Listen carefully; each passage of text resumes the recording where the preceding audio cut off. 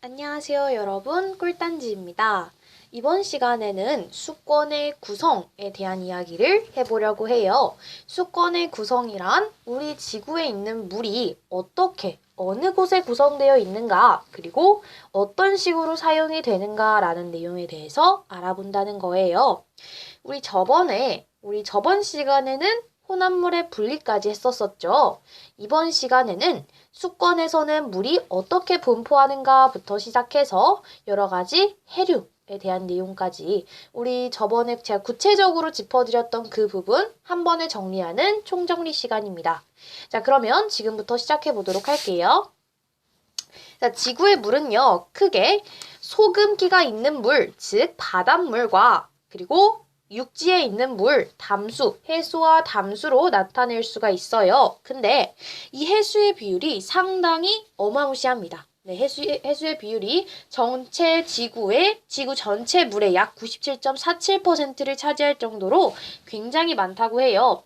그리고 담수 중에서 그러니까 소금기가 없는 물 중에서는 빙하, 지하수, 호수와 하천수 이 순서대로 물이 분포한다고 해요. 그 나머지 97.47%를 뺀 그 나머지 중에서 69.6%를 빙하가 차지한다고 하고 지하수는 그 담수 중에서 30%를 차지한다고 하고요. 나머지는 호수와 하천수로 구성이 되어 있습니다. 그러면 우리는 순서를 해수, 빙하, 지하수, 호수와 하천수 이 순서대로 암기하면 되겠네요. 자, 그러면 각각의 특징에 대해서 좀 알아보도록 할게요. 해수라는 것은 전체 수권의 약 97% 이상을 차지하고요. 염분이 있기 때문에 우리가 실생활에서는 사용이 어렵습니다. 라는 이야기를 했었어요.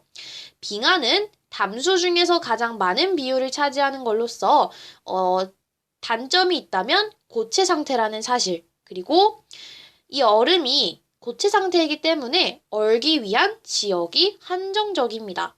극지방이라는 거죠. 또는 고산지대에 위치하여 있기 때문에 우리가 좀 사용하기가 어렵다, 불편하다라는 단점이 있어요. 하지만 담수 중에서는 가장 많은 양을 차지하고 있다는 사실. 자, 그리고 다음은 지하수입니다. 지하수는요, 말 그대로 지하에 있는 물인데요. 땅 속에 비나 눈이 스며들어서 이 지하수가 구성이 되게 됩니다. 이 지하수는 호수와 하천수 그 다음에 호수와 하천수가 부족할 때 사용하게 될 것입니다. 마지막은 호수와 하천수입니다. 호수와 하천수는 우리가 가장 쉽게 이용할 수 있는 물로서 약 담수의 0.4%를 차지하게 된다고 하네요. 자, 우리는 지금부터 우리나라의 수자원의 특징에 대해서 알아보는 시간 가져보도록 할게요. 자, 수자원이라는 것은 사람에게 실질적으로 또는 잠재적으로 쓸모가 있는 물의 원천을 뜻합니다. 우리나라는 강수량이 7월에서 6월에서 9월까지 그 시기에 강수량이 집중되어 있고요. 다른 시기에는 강수량이 상당히 적어요. 그런 특징이 있는데 이게 그 특정 시기에 집중적으로 내리기 때문에 골고루 내리는 게 아니에요. 그래서 우리가 산이 좀 많다 그랬어요. 그죠? 산이 좀 많은 지형이기 때문에 비가 와도 바다로 흘러가게 돼요. 왜냐면 삼면이 바다인 한반도이기 때문이죠. 그렇기 때문에 이게 지형적인 특성 때문에 그마저 오는 비도 다 해수로 들어가게 된다는 단점이 있어요. 그리고 산지는 많고 하천이 적어서 이렇게 저장할 수 있는 물의 양이 적다라는 것도 알 수가 있죠. 그래서 우리는 안정적인 수자원, 즉 우리가 필요할 때 사용할 수 있는 그러한 안정적인 공급이 가능한 수자원 확보를 위하여 댐이나 저수지를 건설하고요. 지하수를 개발해야 한다는 필요성이 증진되고 있습니다. 그래서 우리나라와 세계 평균을 비교해보면 자, 우리나라 연평균 강수량이 세계 연평균 강수량보다 많아요. 근데 연평균이라는 것은 1년에 내리는 강수량을 평균적으로 내린 것이기 때문에 6월에서 9월까지 강수량이 집중된다는 사실은 포함되지 않습니다. 그렇기 때문에 우리가 연평균 강수량은 세계보다는 많지만 1인당 사용 가능한 강수량, 1인당 사용 가능한 물, 그것은 세계 평균보다 적다고 합니다. 이게 문제가 된다는 거죠. 그래서 우리는 이 사용할 수 있는 양이 한정적이기 때문에 수자원의 오염 방지 그리고 절약성이 필요하다라는 이 의견이 크게 드러나고 있습니다. 일단은 수자원이라는 것은 다양한 공산품 생산에 직접 이용이 되고요. 생명 유지에 꼭 필요하고 다양한 생물의 서식지를 제공하게 되고 인류 문명 발달에 필요하게 됩니다. 인류 문명 발달, 메소포타미아 문명을 예로 들어드렸었죠. 세계 4대 문명은요, 우리가 이게 제가 좀 영상을 많이 올렸어서 좀 저번에, 우리가 그 세계 4대 문명에 대해서 배웠었어요. 세계사 시간에. 그때 메소포타미아 문명, 인더스 문명, 이집트 문명, 그리고 또 그러니까 중국 문명, 요 총 4가지를 배웠었는데 이 중에서 가장 먼저 메소포타미아 문명이 있었죠. 이 메소포타미아 문명뿐만 아니라 이 4가지의 문명, 즉 세계 4대 문명은요, 다 강이나 이렇게 식수가 우리가 마실 수 있는 물 또는 농업으로 사용할 수 있는 그 물이 발달된 강 같은 데 주변에서 발달을 하기 시작했다고 해요. 그만큼 이 문명 발달에 굉장히 수자원이 중요한 가치를 지니고 있구나라는 것을 알 수가 있겠죠. 자, 그리고 삶의 질이 높아질수록 필요한 물의 양이 많아지게 됩니다. 우리가 삶의 질이 낮을 때는요, 우리가 일만 해야 하는 시기가 있었죠. 일만 해야 하는 시기가 있었고, 그럴 때는 오직 다른 거에는 좀 그런 시선이 있었어요. 하지만 어느 정도 지금은 살만하고 사람들이 자신의 여가 시간을 즐기면서 인간의 삶의 질은 점차 높아져 가고 있습니다. 그럼에 따라서 다른 것에 투자하는 일들도 많아지고요. 그 일들을 하기 위한 그 수자원에 필요한 필요량이 점차 늘어나고 있다라는 문제점이 생기게 되죠. 이러한 문제점 때문에 우리는 수자원을 확보해야 해요. 일단 수자원의 양은 보통 한정되어 있습니다. 우리 해수는 사용하지 못하니까 우리가 가지고 있는 담수도 쪼개서 사용해야 하는데 인구는 점차 증가하고 산업은 점차 발달하면서 우리가 이용해야 하는 수자원은 많은데 즉 이걸 사회시간 수업을 여러분들이 들어보셨다면 제가 저번 사회 시간에 수요와 공급에 대한 이야기를 좀 했었어요. 가지고자 하는 욕구는 커지는데 실제로 공급되는 양은 적다. 즉 수요는 많은데 공급이 적은 상태가 지금 이 수자원의 상태도 맞다라고 생각하시면 될 것 같아요. 우리는 이 수자원을 확보하기 위해서 지하수 개발이 굉장히 중요하다고 하는데 지하수는 하천수, 호수나 하천수에 비해 양은 풍부해요. 그리고 간단한 정수 과정을 거치면 바로 사용이 가능하다는 장점이 있습니다. 하지만 우리가 지하수를 무분별하게 계속 개발을 하게 된다면 지하수는요, 땅 아래에 있는 물이었어요. 아래 공간, 물이 빠지게 되면 공간이 비거든요. 그 공간이 비면 점차 지반은 약해질 거예요. 그리고 침하하게 되고 지하수의 오염 등이 발생할 수도 있기 때문에 이를 줄여야 한다라는 내용이 필요하겠죠. 그리고 문제를 풀다가 지하수는 한번 오염되면 정화하기 어렵기 때문에 주의가 필요하다. 이 문제를 헷갈려하는 경우가 많아요. 지하수는요, 실제로 한번 오염되면 정화하기가 어렵습니다. 그렇기 때문에 주의가 필요하다는 거 사실이고요. 이 내용 헷갈리지 않으셨으면 좋겠어서 한번 언급을 해봅니다. 우리나라에서 가장 많이 사용하는 용수는요. 일단 총 4가지의 4가지로 우리의 수자원을 사용을 하게 돼요. 농업용수, 유지용수, 생활용수, 공업용수거든요. 제가 말씀드렸던 딱 이 순서대로만 암기하시면 됩니다. 농업용수, 유지용수, 생활용수, 공업용수 요 4가지 용수를 좀 기억해 주시는데요.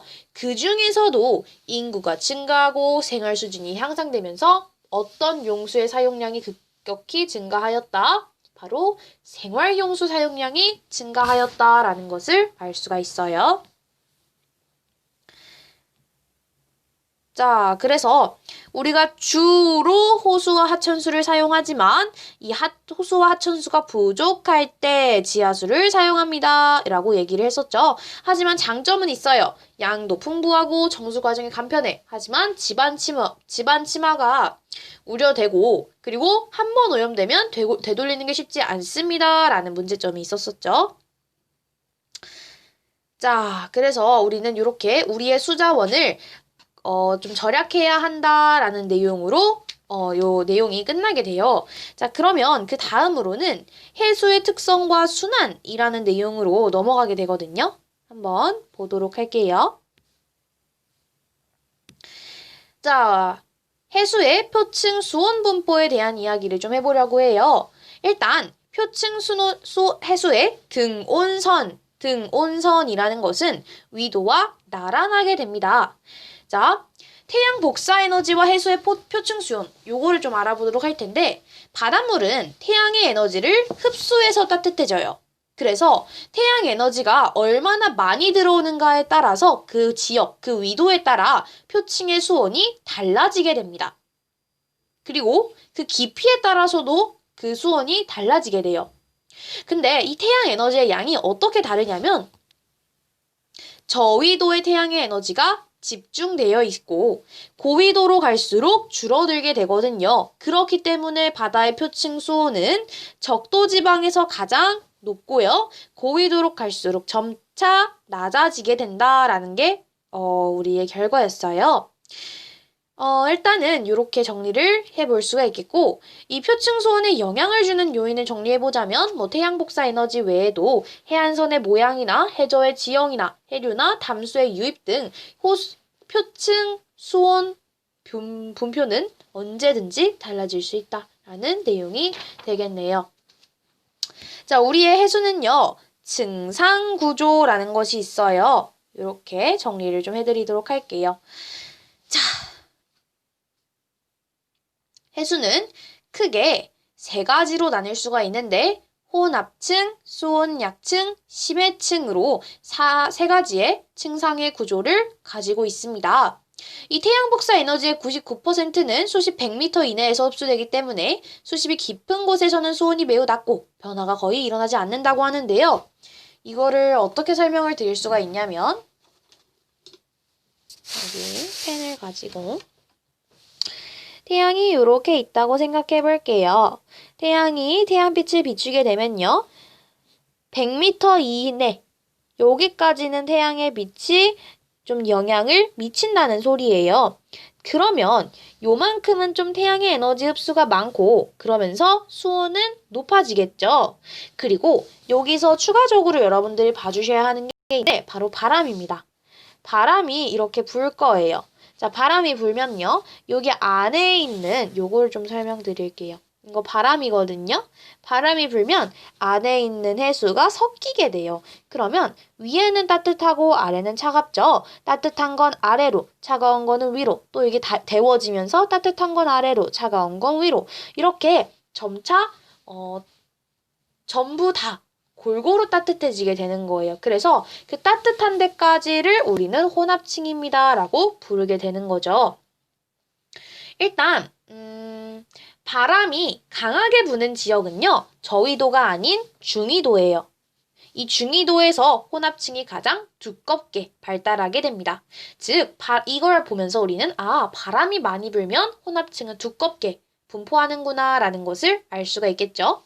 자, 그 다음은 수온약층입니다. 수온약층은요, 여기까지는 좀 따뜻해요. 그죠? 근데 수온이 갑자기 차가워지게 돼요. 즉, 수온은 급격하게 감소하게 되고요. 이때는 대류의 현상이 일어나지 않습니다. 즉, 좀 상대적으로 안정적인 층이라는 것을 알 수가 있어요. 혼합층은 대류 현상이 아주 활발하게 이루어지기 때문에 전체로 골고루 따뜻하다고 보면 되겠는데 수온약층은 대류 현상이 일어나지 않기 때문에 안정적이면서도 차갑게 갑자기 수온이 감소하게 되는 그러한 부분이라는 걸 알 수가 있습니다. 뭐 수온 약층은 계절과 장소에 따라서 발달하는 정도가 달라요. 그래서 위도가 좀 낮을수록 저위도일수록 수온 약층은 잘 발달되어 있고 그 중에서도 여름철에 더 잘 발달한다고 합니다. 이건 추가적으로 알아두시면 될 것 같아요.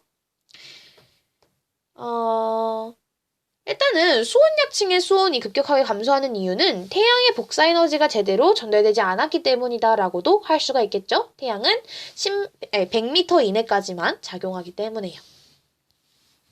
자, 마지막은 심해층입니다.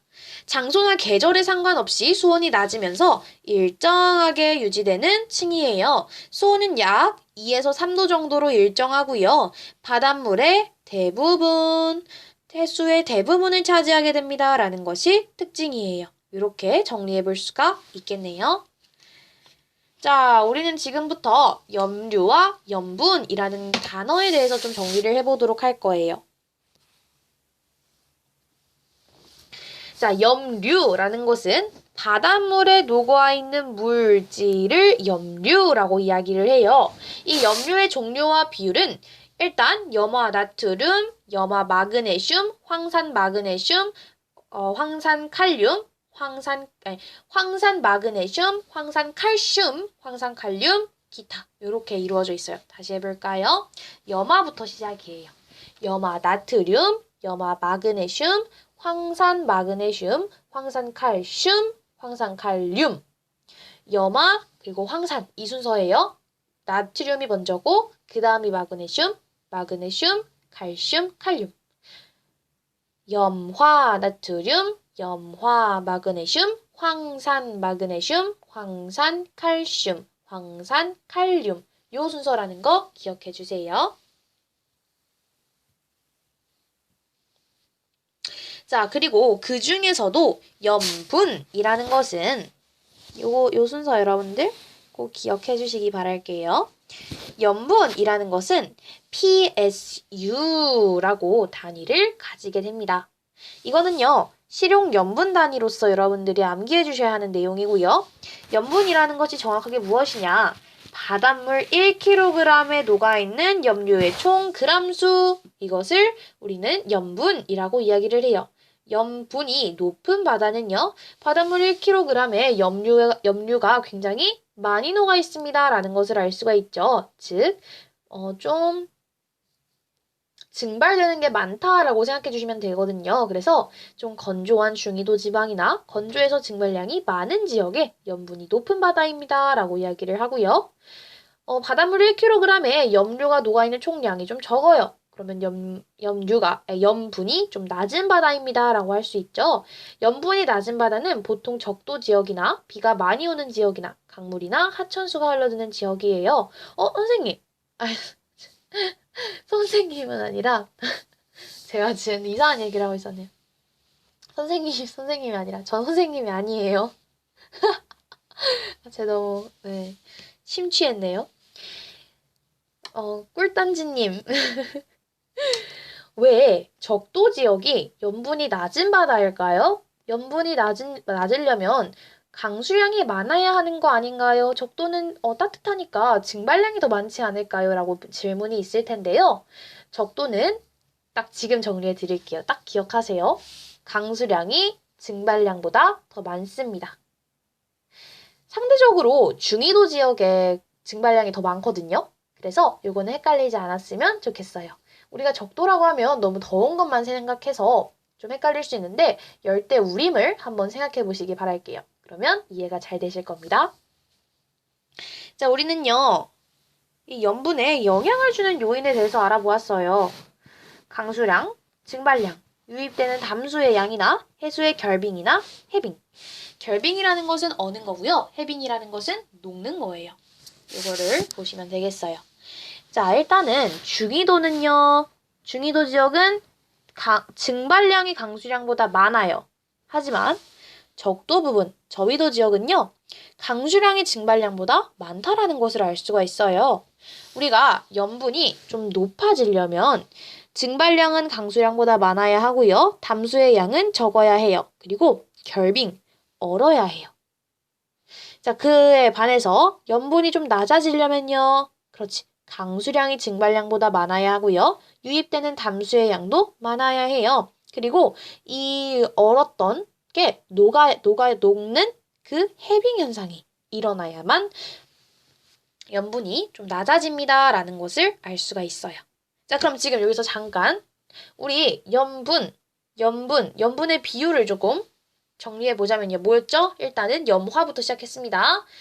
염화 나트륨, 염화 마그네슘, 황산 마그네슘, 황산 칼슘, 황산 칼륨, 그리고 기타로 이루어져 있다. 기억해 주세요. 자, 우리는요, 이게 굉장히 중요해요. 염분비 일정 법칙이라는 게 굉장히 중요한데, 이게 무슨 내용인지 말씀드릴게요. 자, 염분이라는 것은 바닷물 1kg에 녹아있는 염료의 총량이었어요. 그죠? 이 염분이 지역에 따라서 달라요. 그죠? 중위도 지역은 대체로 염분이 좀 높고요. 저위도 지역은 염분이 좀 낮아요. 이렇게 지역에 따라 다르지만 염류 사이의 그 비율은 항상 같다라는 것을 알 수가 있어요. 자, 그 이유는요. 바닷물의 순환 때문입니다. 라는 것을 기억해 주시면 될 것 같아요. 바다 전체에서 혼합되고요. 오랜 시간을 거쳐서 바닷물이 움직이고 순환하기 때문에 그것들이 골고루 섞였습니다. 라고 생각해 주시면 될 것 같습니다. 자, 그러면 요게 바로 염분비 일정 법칙입니다. 라고 기억해 주세요. 뭐야?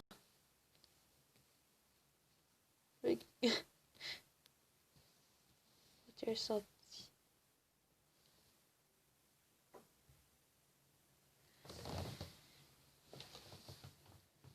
여러분, 지금 졸고 계신 거 아니죠? 지금 일어나셔야 됩니다. 네, 그럼 시작해 볼게요. 자, 해류. 해류는요, 일정한 방향으로 지속적으로 움직이는 해수의 흐름입니다. 라고 생각해 주시면 돼요. 이 해류라는 것은 크게 난류, 그리고 한류로 나눌 수가 있거든요. 난류와 한류. 난류는요, 저위도에서 고위도로 이동해요.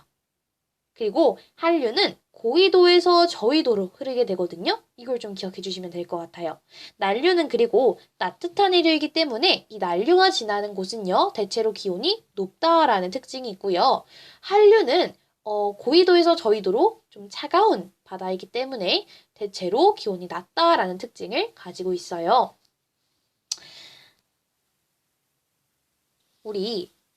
이거는 우리나라에서의 특징을 좀 정리를 해놓은 표예요. 우리나라에서의 어떤 것들이 근원 해류이고 어떤 것들이 우리나라 주변에 있는 해류인가 이걸 좀 알아보도록 할게요. 우리나라의 근원 해류 중에 난류 그리고 연해주 한류는요. 대표적인 한류의 근원 해류거든요. 난류의 대표적인 근원 해류는 쿠로시오 해류입니다. 쿠로시오 해류는요. 동한난류와 황해난류를 나눌 수가 있어요. 그래서 이 동해안을 따라서 북쪽으로 흐르는 해류는 동한난류라고 하고요. 제주도와 황해로 흐르는 해류를 각각 제주난류 그리고 황해난류라고 이야기를 해요. 반대로 우리 한류 중에서는 근원 해류가 연해주 해류였죠. 연해주 한류였는데 연해주 한류에서는 북한 한류가 나오게 돼요. 그래서 동해 북쪽에서 해안선을 따라 남쪽으로 흘러서 동안난류와 만나게 되거든요.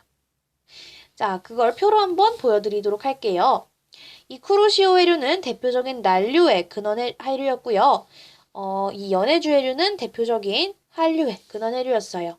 쿠로시오 해류에서는 황해난류, 제주난류, 그리고 동안난류, 연해주 한류에서는 북한 한류가 내려오게 되는데 이 동한난류와 북한 한류가 만나는 이 지역을 조경수역이라고 해요. 왜냐하면 한류와 난류가 만나면 한류에 있던 어종과 난류에 있던 어종들이 만나게 돼서 좋은 어종이 형성이 되기 때문이죠. 이것을 우리는 조경수역입니다. 라고 이야기를 해요.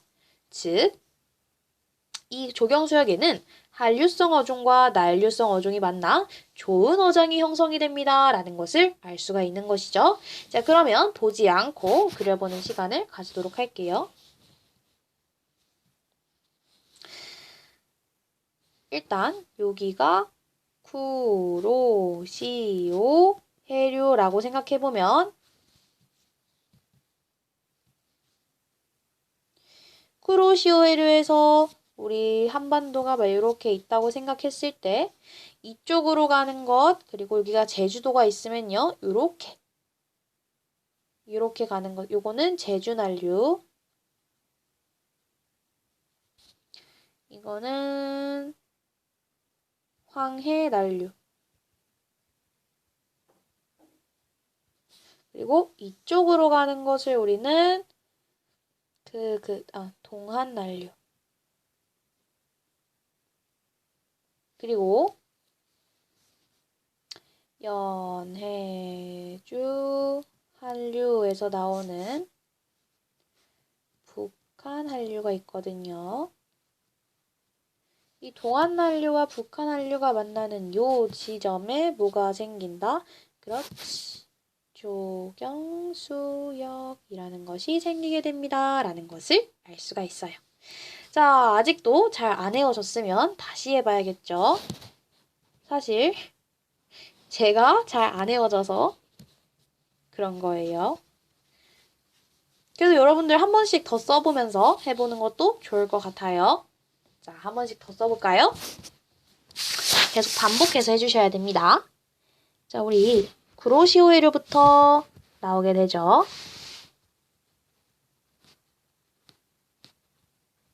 자, 쿠로시오해류에서 우리나라가 이렇게 있어요. 제주도가 이렇게 있어요. 이렇게 오는 것을 제주 난류예요. 쿠로시오해류는 대표적인 난류의 근원해류이기 때문이죠. 제주 난류 그리고 여기가 황, 해, 날, 류 그리고 이렇게 오면요. 우리는 동, 한, 날, 류라고 하고요. 연해주 한류라는 것이 있어요. 연해주 한류에서는 우리 북한 한류가 오거든요. 자, 그러면 이 북한 한류 그리고 북한 한류와 동한 한류가 만났을 때 이 지역을 조경수역이라고 하고요. 조은 어장이 형성됩니다. 라는 것까지 배웠어요. 이해 가시나요? 자, 그러면 아까 우리 표로 배웠었잖아요. 그 표를 다시 그려보면서 정리를 해볼게요.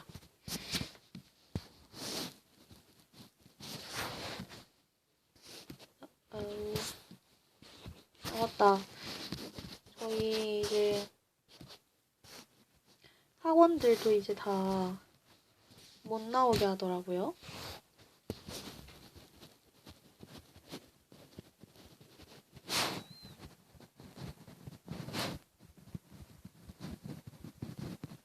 이렇게 정리를 해보도록 할게요. 저는 보라색을 좋아하니까 보라색으로 정리해볼까요?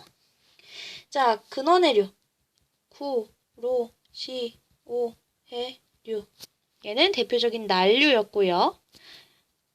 연, 해, 주, 한, 류 얘는 대표적인 한류의 근원해류였어요. 쿠로시오 해류에서는요. 우리 제주 난류도 추가적으로 정리해보면 좋겠죠? 일단은 황, 해, 날, 류, 동, 한, 날, 류, 제주 난류 그리고 북한, 한, 류 이 화질이 너무 안 좋죠? 제가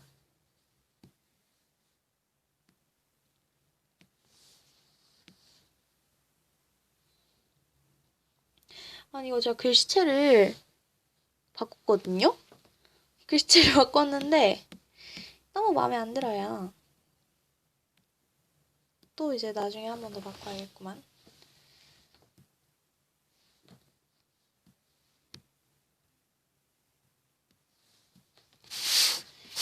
자,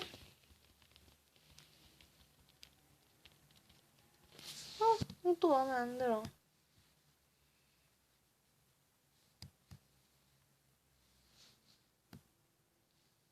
오케이.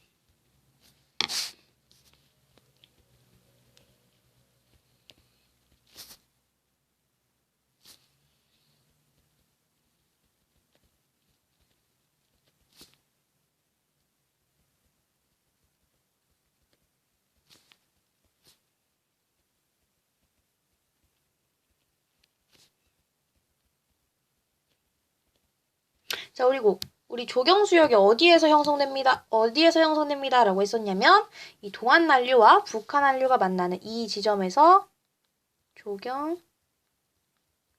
형성됩니다 라고 했었어요. 이러면 좀 화질이 좋나요, 여러분? 오, 화질이 좋아요. 제가 너무 확대해서 썼나봐요. 공간을 아끼느라. 요거 꼭 기억해 주세요. 자, 이렇게 해서 우리는 조경수역이 분포됩니다 라는 것까지 알아보았고요. 다음에는 조석에 대한 이야기를 해보고 마치도록 할게요. 조석은 또 제가 필기해 놓은 게 있지요.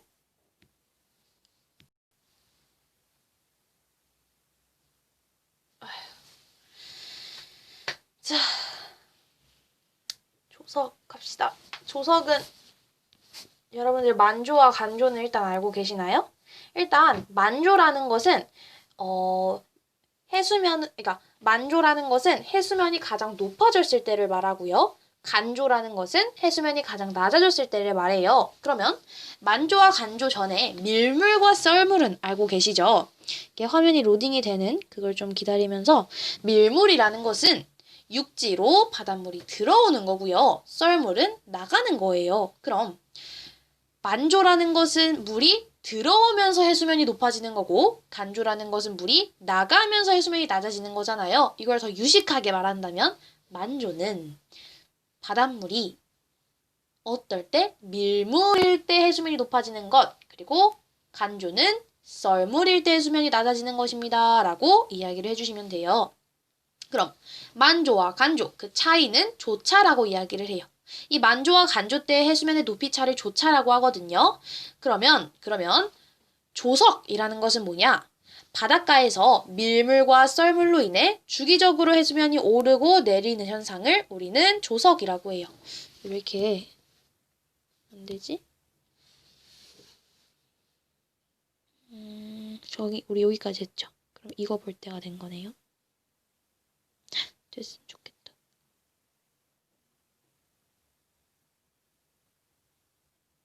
됐다. 갑시다.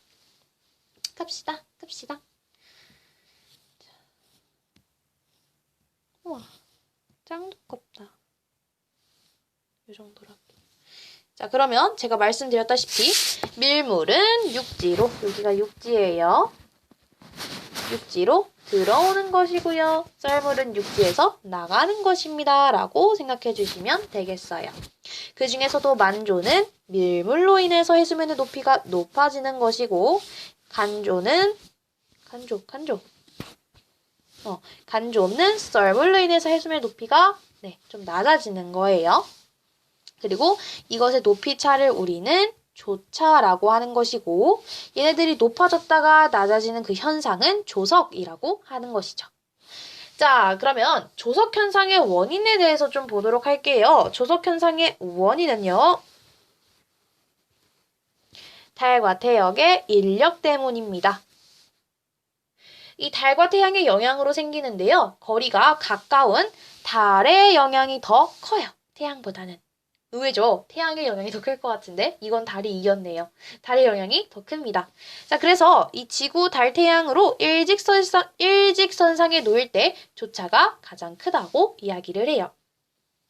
자, 그리고 이번에는 조석에 대해서 요걸 보자면 만조와 간조. 만조는 밀물로 인해서 가장 높아질 때 간조는 썰물로 인해서 가장 낮아질 때 그리고 그 높이 차를 조차라고 하는 것이고 이런 것이 일어나는 것을 조석이라고 해요.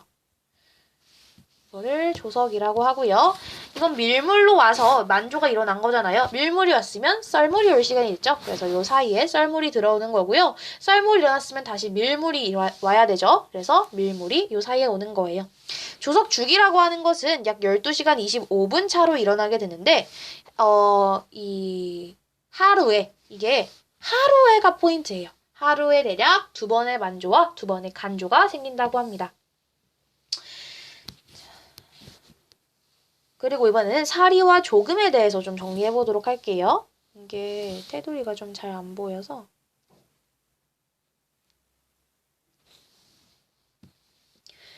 사리는 조차가 가장 크게 나타나는 시기예요. 해수면의 높이 차는요. 조차라고 할 수도 있거든요. 조차가 가장 크게 나타나는 그 시기를 살이라고 하고 가장 작게 나타나는 시기를 조금이라고 이야기를 해요. 살이와 조금은 한 달에 2번씩 나타나요. 자, 그러면 조석 주기는 하루에 2번씩, 조차는 사리와 조금은 한 달에 2번씩 생깁니다. 라는 것을 알 수가 있어요. 조석주기 약 몇 분? 12시간 25분. 이렇게 정리해 볼 수가 있겠네요. 자, 우리 이번 시간에는요. 우리 수권의 구성과 그리고 해수의 순환에 대한 이야기를 해봤어요. 그러면 다음 시간에 또 다른 내용으로 정리해 보도록 하겠습니다. 여러분 모두 힘내시고요. 다음 시간에 만날게요. 안녕!